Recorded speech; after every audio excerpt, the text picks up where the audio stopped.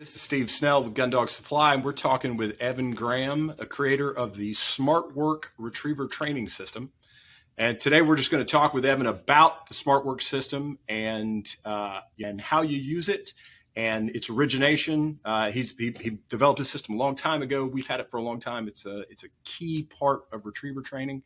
And so we're going to spend a little time today talking with Evan about the Smartwork Retriever System. So Evan, tell us a little bit about yourself and your background and how you developed this system. I've been training retrievers for about 45 years, a little bit more than that. And I was most influenced by two Hall of Fame pros. I trained first with the late D.L. Walters, and a very, very different form of training from the other one, which was Hall of Fame trainer Rex Carr. But I learned a great deal from both of them. They both had their own philosophies about it. The thing that I appreciated and appreciate more now, considering the time period, was Walters, because not many of his peers, despite the fact that he was an upper-level pro, trained sequentially like he did. His training system was more orderly, and he started with basic things and worked his way toward more advanced things in a logical sequence, which they didn't tend to do. The old trainers were more of a hodgepodge, do a little of this and a little of that, and I think that's one of the reasons he was very successful, and that influenced my thinking. So when I started hearing about the Rex Carr method, it was just the mirror image of that. He was the most organized and the most sequential and logical trainer in terms of the construction of his system. So I went and I had trained with DL for 3.5 years. I went and spent a summer with Rex in California, and I was more influenced by that summer than any other experiences that I've had as a trainer. The Smartwork system, which let's start out with that, I called it the Smartwork system because for me and for every other good trainer that I've ever met, none of us would say we have too much time on our hands. We just have plenty of time. The fact is, it's a luxury. We have too much land. We have too much water. We have too much help. Nobody says any of that, not if they know anything. So we need more of it, and that means we need to make the best use of all of it. So Smartwork was constructed as a system that would do that, that would maximize the grounds that we have to train on, the kind of water that we have, the amount of help that we have, if any, and all of that would help us maximize our time. I put it together as a sequential system because that makes by far the most sense, and I've found that through 45 years of experience that dogs learn more easily that way. I could go through a lot more, but I'd be starting to give the seminar. Okay. Well, tell us a little bit. So who is this system for? I mean, I know that your background. And tell us a little bit about as far as what you've done. I mean, you were a pro trainer for a long time, but from a competition standpoint, a lot of people, is this system for, your average hunter, or is it for field trialers or hunt testers, or is it for everybody? For everybody who trains a retrieving dog. I began as a hunter, just like almost everyone does. And I had never duck hunted before. I was a firefighter paramedic at the time, and I worked with a guy who had hunted ducks since he was a kid. And he turned me on to a place to go. You can tell this was a long time ago because you could go and for $10 a day, you could rent a blind. The decoys were already out, and it was in a great place. You couldn't get on anybody's property for $10. No. $10 isn't going to go very far today duck hunting. Behind the blind, there was a channel, and the channel ran out deeper in the marsh. And it is a big marshy area, and it's a very heavily hunted duck hunting area. I had lost the only duck that I hit that day.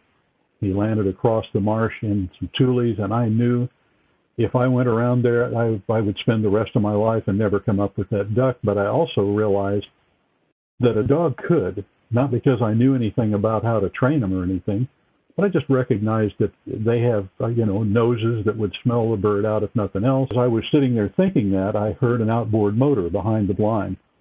And this guy in a V-bottom boat came up the channel, and he's got a black lab sitting in a seat. Between he and the dog was his limit of ducks, and I immediately thought, that's for me. So very soon I bought my first Labrador Retriever out of an ad in the newspaper, which a lot of people do.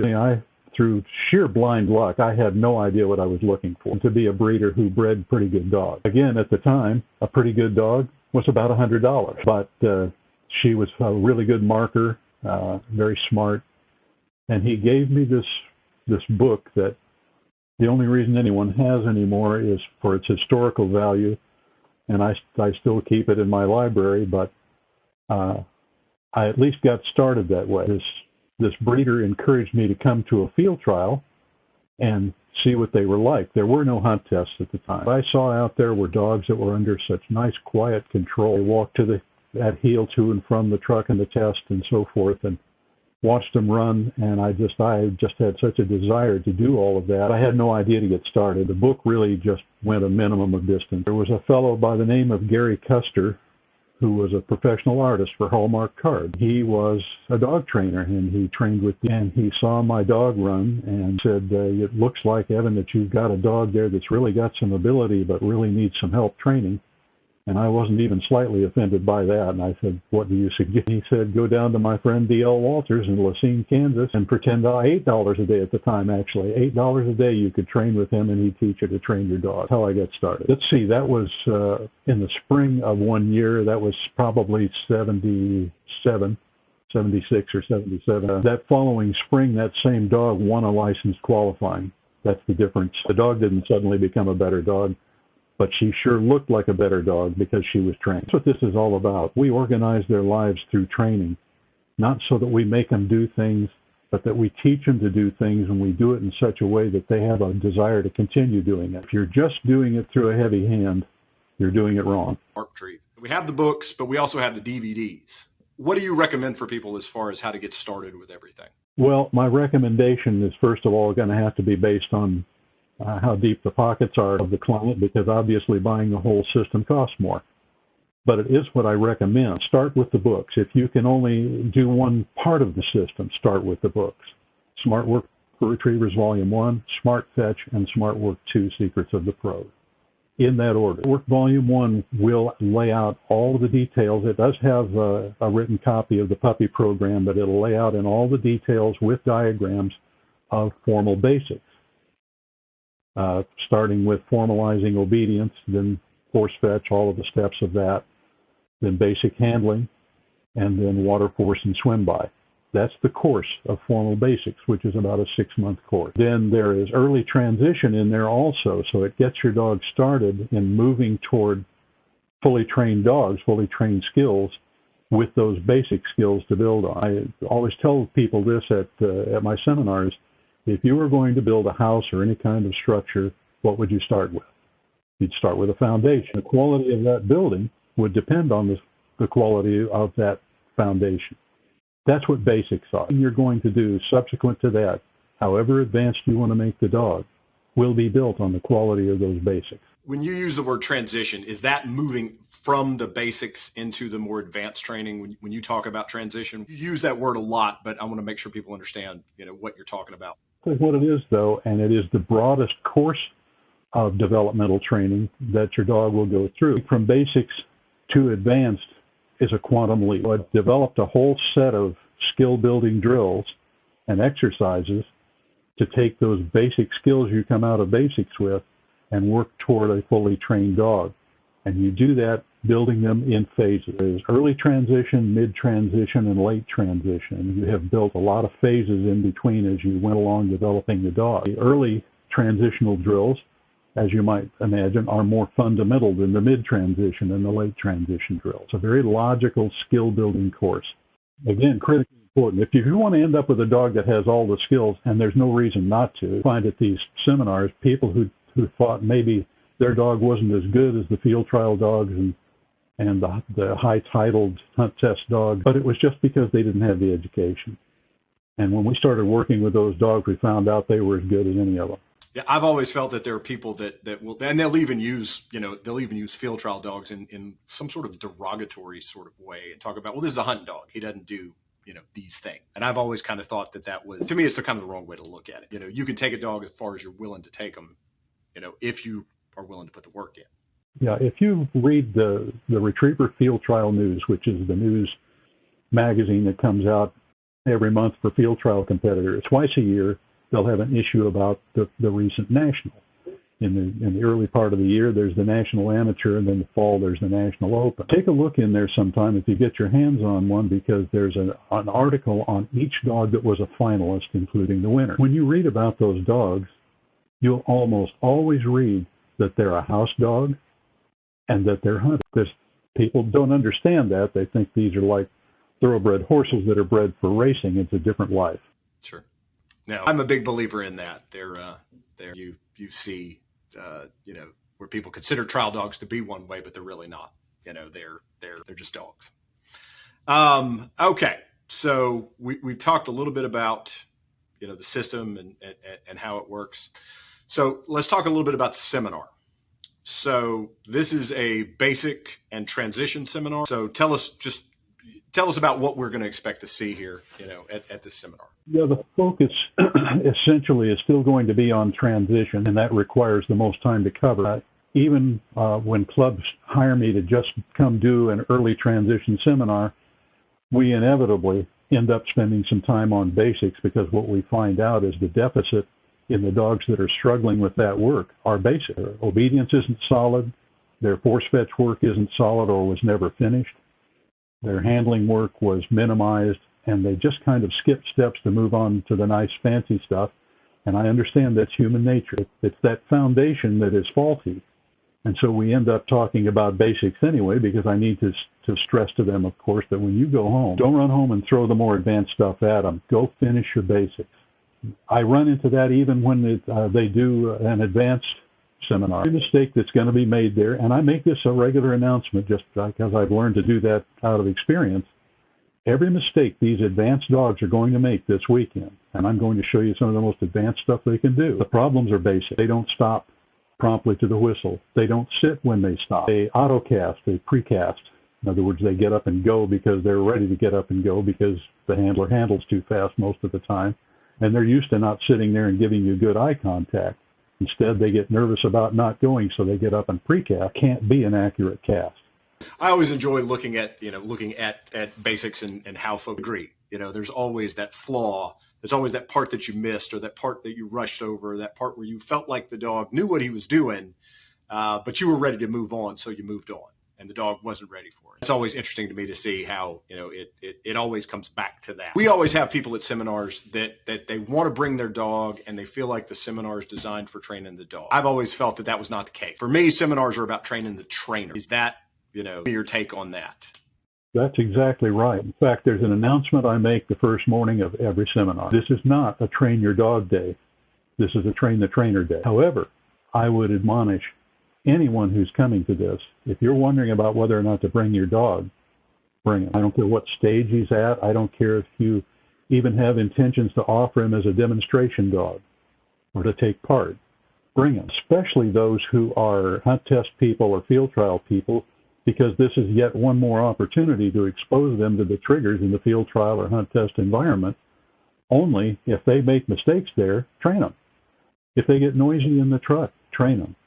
If they get unruly with their manners, train them. If their obedience in any way breaks down, if they have a mouth issue, whatever it is, train them. And ask about that. I'm having this problem come up now and then with the dog. I hadn't thought about it until I got in here, but here we are. And now you've pointed out all this stuff about force fetch, or now you've pointed out all this stuff about T-work or whatever area of work to ask. That's the dog we want to use as a demonstration dog, because we want to show everybody, because everybody. So we want to have as many dogs as possible. You talk about demonstration dogs. Are you going to arrange for demonstration dogs prior to the seminar? How do you? When people sign in for the seminar, I'm going to ask for a list to be kept of those who would like to be demonstrated dogs. That doesn't mean they're going to be, but I'd like to have, and they should tell you, whoever's signing them in, what stage of training the dog is at. Now, inevitably, they'll respond to that by saying, well, he's running senior. Okay. That's not a level of training, that's a level of competition. I want to hear what level of training they're at. Are you doing T-work? Are you in transition? Where in transition? And so forth. Tell me that, and then if you get a chance to come up and work with that dog and ask me questions, on the spot, and get answers to your questions, I'll know where to plug that dog in, what type of training to involve him in. Now, I do limit the number of participants' dogs, obviously, because everybody isn't going to end up running their dog.